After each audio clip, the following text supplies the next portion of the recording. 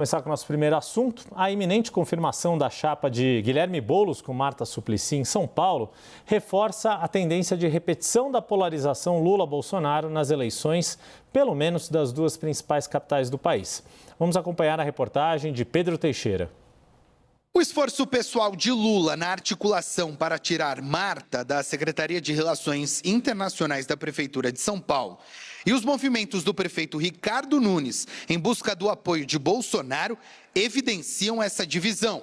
A reprise da polarização vista em 2022 é estimulada pelos dois lados, que enxergam no pleito municipal uma demonstração de força para 2026. Apesar de inelegível, Bolsonaro trabalha para emplacar o maior número de aliados e vislumbra um papel de líder da direita. Na conferência eleitoral do PT, realizada em dezembro de 2023, Lula indicou à militância de que o embate com o rival deve dar o tom da campanha. Que essa eleição vai acontecer um fenômeno. Vai ser outra vez Lula e Bolsonaro disputando essas eleições no município. E vocês sabem que não pode aceitar provocação, não pode ficar com medo, não pode ficar com vergonha, não pode enfiar o rabo no meio das pernas. Vocês sabem que um cachorro, quando late pra gente não baixa a cabeça, a gente late pra ele também. Para aumentar a quantidade de prefeituras sob controle de aliados, os dois focam em cidades onde as disputas têm chances de ir ao segundo turno. Tanto Lula quanto Bolsonaro já indicaram que vão se engajar em candidaturas competitivas. Será um teste tanto para suas capacidades de articulação quanto para suas rejeições, já mirando a próxima eleição presidencial. Em São Paulo, a esquerda se baseia nos resultados de 2022, quando Lula e Fernando Haddad tiveram mais votos na capital que Bolsonaro e seu candidato a governador, Tarcísio de Freitas. Já o atual prefeito busca manter distância da ala mais radical do bolsonarismo, tratando o ex-presidente como mais um apoiador, ao mesmo tempo em que tenta atrair o eleitor de direita. Não está descartado, por isso, o lançamento de uma candidatura bolsonarista pura, a ser endossada pelo ex-presidente. Nesse caso, o escolhido seria o deputado Ricardo Salles. Na capital fluminense, Bolsonaro apoia como pré-candidato o nome do deputado Alexandre Ramagem, que foi diretor da ABIN durante sua gestão, com o objetivo de fazer contraponto ao prefeito Eduardo Paes, aliado de Lula. Resta saber agora se a participação de Lula ou Bolsonaro será de fato decisiva, ou se questões da política local vão se sobrepor à polarização nacional. Bom, o Pedro Teixeira, nosso repórter, deixou a deixa para eu jogar para o Leonardo Paes, que é justamente isso, o quanto as questões locais pesam, seja numa disputa como essas grandes cidades, São Paulo, Rio de Janeiro, a gente poderia estender isso para Salvador, Porto Alegre, Recife, quaisquer outras capitais do país, e o quanto o discurso nacional, essa polarização pode entrar também nesse debate das eleições municipais neste ano, Leonardo. Bom, mais uma vez, boa noite a todos, Daniel, Thaís, Yuri e a todos que nos assistem aqui. Na média, eleições, como você muito bem colocou no início, municipais, são de temas muito pedestres, né? São coisas quase que o pessoal brinca que o prefeito é quase que um síndico que cuida da rua, cuida da árvore, entre outras coisas.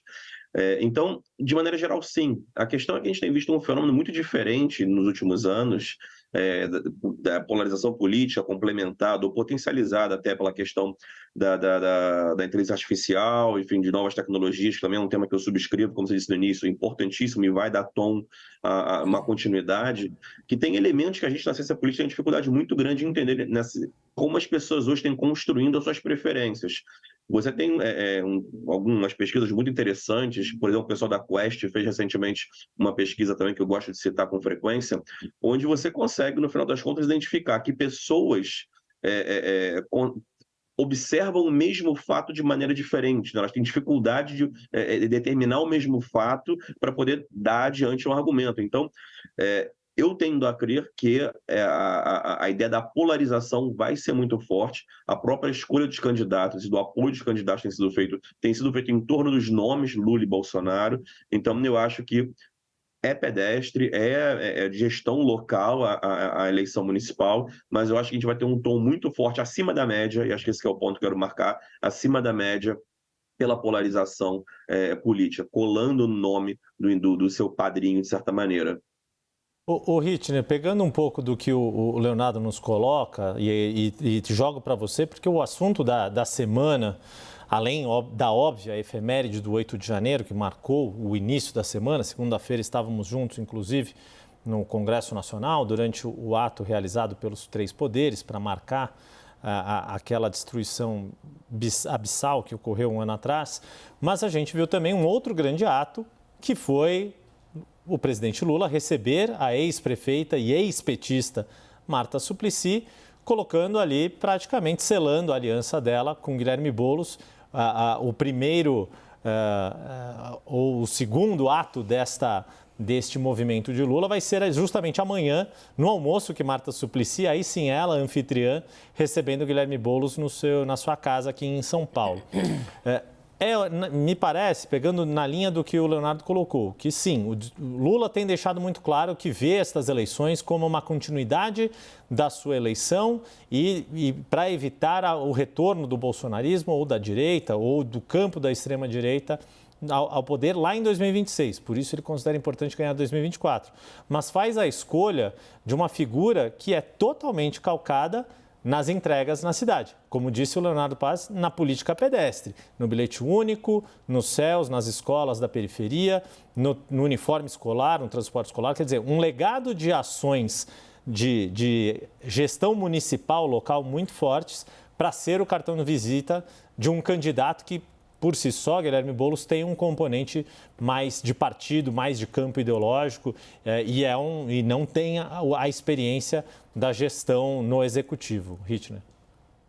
Olha, Yuri, eu sou partidário ali do grupo de Franco Montoro, como você colocou no Abre, ou de Geraldo Alckmin, que também mais recentemente, aqui mesmo no WW, colocou a opinião dele de que as eleições locais, municipais, não serão nacionalizadas. Acho que se a gente observa ali o histórico, a gente teve em 2004, por exemplo, uma derrota importante de Marta Suplicy na capital paulista, e se isso pudesse ser interpretado como algum sinal para o PT, 2 anos depois Lula se elegeu com relativa folga no auge de uma crise política ali do Mensalão contra Geraldo Alckmin. E isso voltou a acontecer depois. Por exemplo, Eduardo Paes foi eleito 2 vezes no Rio de Janeiro, não estou falando do mandato atual, e não conseguiu se nacionalizar ou também se transformar num candidato devidamente competitivo nas eleições estaduais.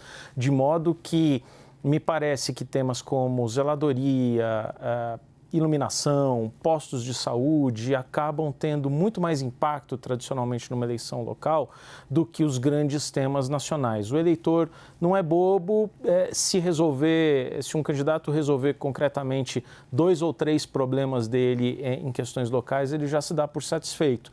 Não à toa me lembro muito de um estudo, sou incapaz de citar o autor, isso é uma grande falha, mas de uma proporção bastante grande de médicos que exercem a chefia de prefeituras pelo país todo. E o que isso nos diz no final das contas, né? Que não existe nada mais simples ali no marketing local, que não tem grandes figuras pensando a publicidade, do que se apresentar ali como alguém que basta chame o doutor, né? Chame o doutor para resolver seus problemas. E isso explica um número grande de médicos prefeitos de cidades, principalmente no interior.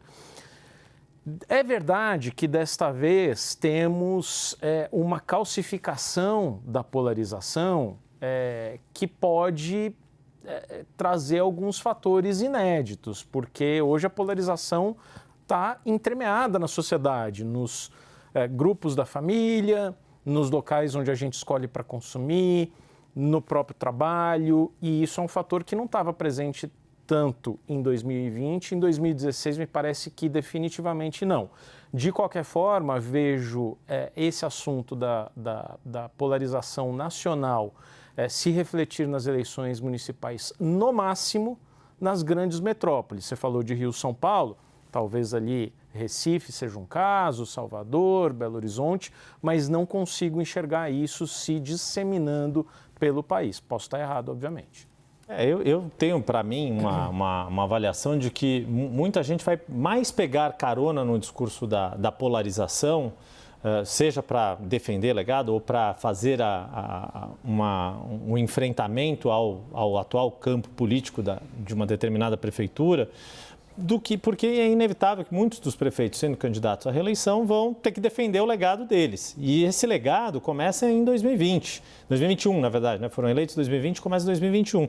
Então, independentemente do governo Bolsonaro e do governo Lula, no fim das contas. Principalmente, se a gente lembrar em conta que muitos dos prefeitos eleitos em 2021 foi naquele momento de pandemia em que havia um enfrentamento das prefeituras e dos estados com o governo federal de Bolsonaro.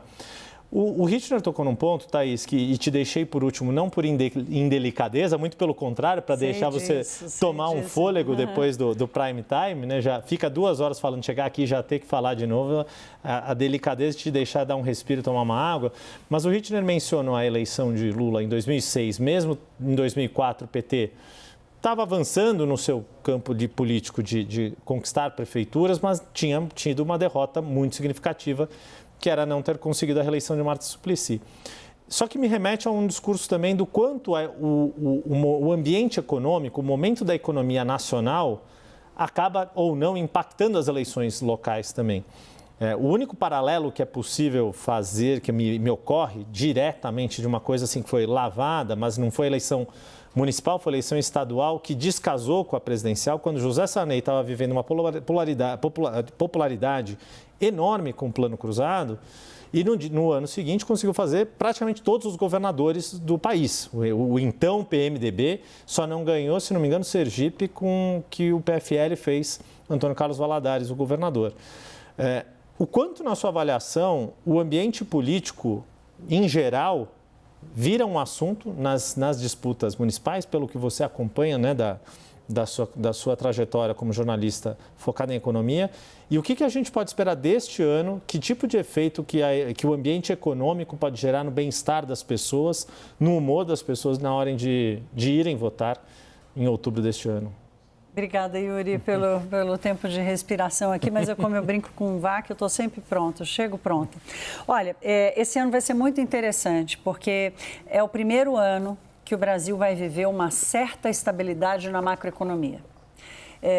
Primeiro ano em quanto tempo? Desculpa. Em mais de 10. Né? Em mais de 10 anos. Né? Então, nós... desde 2013, ali, daquela grande explosão da jornada. Exatamente. Então, assim, a última vez que a gente viveu alguma sensação, mesmo que os economistas, os jornalistas já soubessem, em 2011, 2012, que a crise estava sendo gerada ali, desde então que o Brasil não vive alguma estabilidade econômica e eu vou ousar dizer aqui alguma estabilidade política, porque a polarização é fato, mas você conversa com economistas e analistas, ninguém consegue identificar uma crise iminente no Brasil, né? Nem na macroeconomia e nem na macropolítica, vamos dizer assim, né? A gente traz aqui todas as discordâncias, as divergências, mas a gente, em seguida, traz os acordos que foram sendo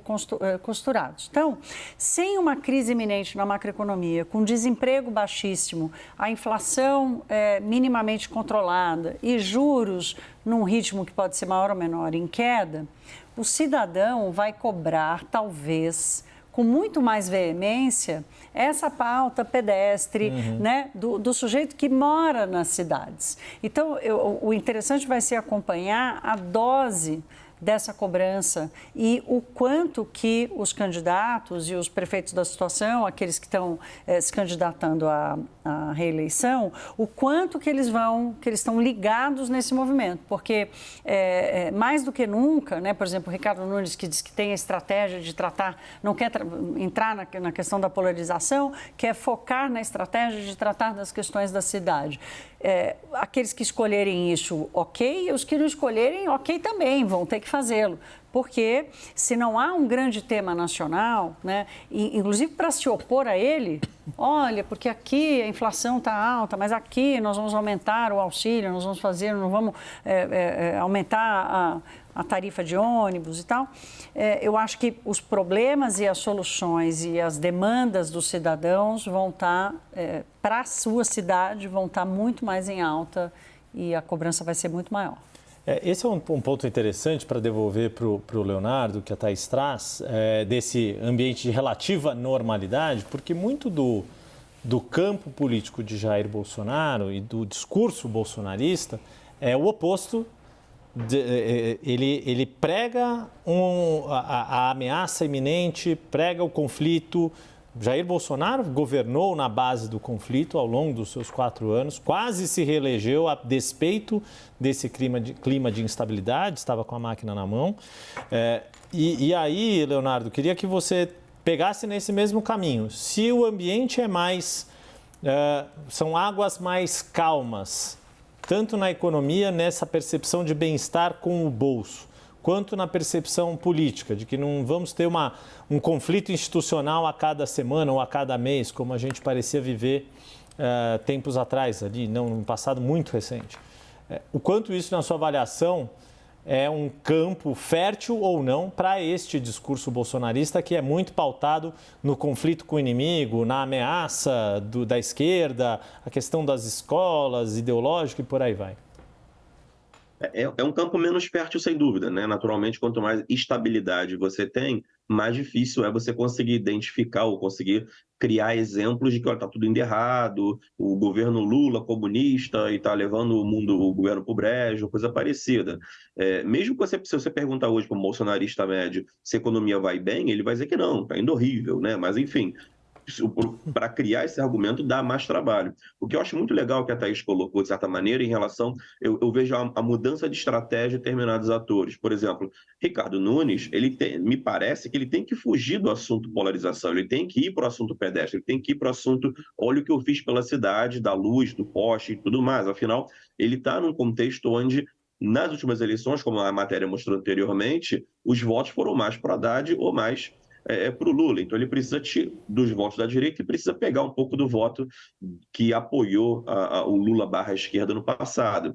Enquanto o Boulos, talvez seja mais interessante, que dado que ele não tem esse legado para defender do ponto de vista de gestão no executivo, faz sentido ele colar mais no Lula, colar mais na lógica, apesar de que, como você também já colocou, Yuri, o Lula foi aparentemente hábil de tentar trazer alguém da gestão para poder ter tanto a polarização com o Boulos, mas também ter a marca da gestão com a Marta. Então, acho que vai entrar um pouco no mérito da estratégia de cada ator, em que quem vai defender, quem tá no poder vai querer defender a coisa pedestre, defender o seu legado, e quem está vindo de fora e está numa situação na qual aquela comunidade específica foi mais para o lado oposto, ele vai supostamente um pouco mais na polarização, vai um pouco mais colar no seu padrinho para tentar angariar votos. Queria trazer um outro elemento para jogar para o Rittner e deixar aberto o Leonardo, Thaís, para também pegarem, porque tem uma outra curiosidade para esta eleição municipal em comparação com a de 4 anos atrás. Né? Ou se a gente pegar com a de 8 anos atrás, 2016, o tema que pautou a eleição de 2016 já havia um desgaste econômico. Era o auge da consequência pior da recessão de 14, 15, né, Thaís? Todo mundo com um ambiente muito pesado, mas tinha também o auge da Operação Lava Jato, e isso foi letal para o PT. O PT teve pior desempenho nas eleições municipais de toda a sua história. Não fez nenhum prefeito de capital, conseguiu 2 cidades grandes em Minas Gerais, Contagem e Juiz de Fora, mas, embora tenha tido um número muito baixo de prefeituras, menos de 200 prefeituras, não ficou nem entre o top 10 dos partidos em número de prefeituras, foi o 6º partido mais votado naquela eleição. E claro que esse ranking vai mudar este ano, porque, por exemplo, ainda que o desempenho do PT na cidade de São Paulo tenha sido muito fraco em 2020, ter um candidato, Gilmar Tato fez algumas centenas de milhões de votos, o que é suficiente de milhares de votos, perdão, que é o suficiente para dar um fôlego nessa conta que eu estou trazendo. Só que o PL não era o PL de Jair Bolsonaro em 2020. Aliás, Jair Bolsonaro não tinha partido em 2020. Ele tinha saído do PSL. O PSL tinha o legado de recursos financeiros e tempo de propaganda, cresceu sim em número de prefeituras, porque era um partido pequeno, mas não chegou a nada exorbitante, foram 100 e poucas prefeituras. E o PL sempre foi um partido de pegar carona em coligações majoritárias. Estava com Bruno Covas aqui em 2020, estava com Eduardo Paes no Rio de Janeiro, agora não vai estar com Eduardo Paes, é dúvida aqui em São Paulo.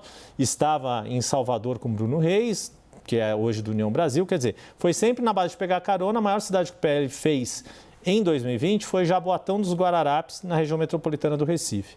E aí te jogo, Rittner, o que é agora esta eleição que tem, de fato, dois partidos que acabam sendo os polos desta polarização, embora não sejam nem de longe os principais detentores de prefeituras.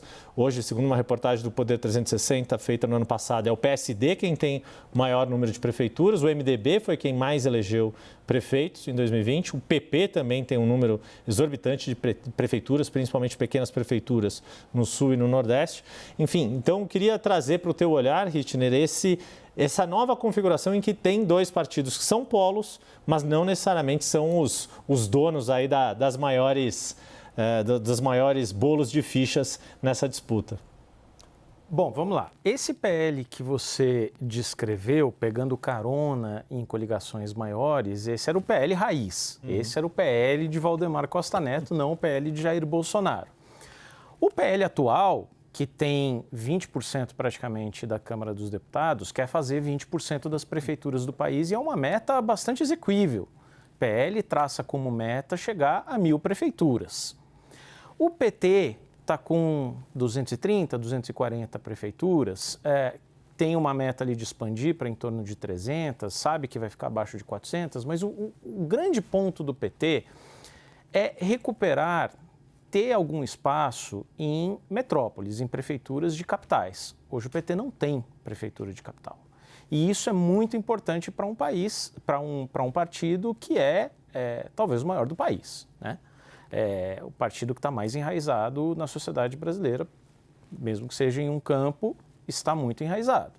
Então, o PT tem esse dilema porque também não tem candidatos favoritos em nenhuma praça. Então, aonde que o PT está apostando algumas fichas, a gente até trabalhou nisso, né, Yuri, quando você esteve aqui na sua passagem em Brasília, por exemplo, tentar acordos que viabilizem alguma volta às capitais importantes. Então, por exemplo, no Recife, João Campos, do PSB, ruma para uma reeleição provável. E onde que entra o PT nessa história? Entra tentando compor a chapa com o vice-prefeito e significaria herdar a prefeitura, caso João Campos ganhe esta eleição e saia depois para o governo de Pernambuco. Aí o PT voltaria a ter o prefeito de Recife. Agora, essas negociações são sempre muito dolorosas, porque o PT quer apoiar e quer ter a vice-prefeitura de Recife, mas aí também cobra um gesto do PSB, que é abrindo mão da candidatura de Tabata Amaral em São Paulo. Precisa ver se o PSB está disposto a fazer isso. É um preço alto que o PT está cobrando do PSB, mas pode interessar ambos os partidos. Acho que um outro ponto também que me chama a atenção é ver a queda do PSDB, absolutamente tradicional, nessa nova rodada eleitoral, porque o PSDB encolheu muito nas últimas eleições, pela primeira vez não teve candidato a presidente, elegeu só 3 governadores, teve uma queda muito expressiva na sua representação parlamentar no Congresso Nacional, mas acho que um baque muito grande pode acontecer agora nas eleições municipais, não só pela ausência de candidatos competitivos em muitas capitais, mas porque vários prefeitos do PSD em São Paulo, no estado de São Paulo, abandonaram o barco e foram ou para o PSD ou para o PL. É isso, não é. Se tornou o grande legado em disputa dessas eleições, esse eleitorado que tradicionalmente votou no PSDB, principalmente em São Paulo, mas também em Minas e outros estados. O tempo que correu aqui daria um outro programa a mais para a gente continuar nesse tema fascinante, mas eu preciso me despedir e liberar o Leonardo Paz Neves. Muito obrigado pela sua participação conosco, Leonardo, para você poder sextar ainda um pouquinho nessa noite de sexta-feira. Obrigado mais uma vez, meu caro. Maravilha, obrigado a todos e boa noite.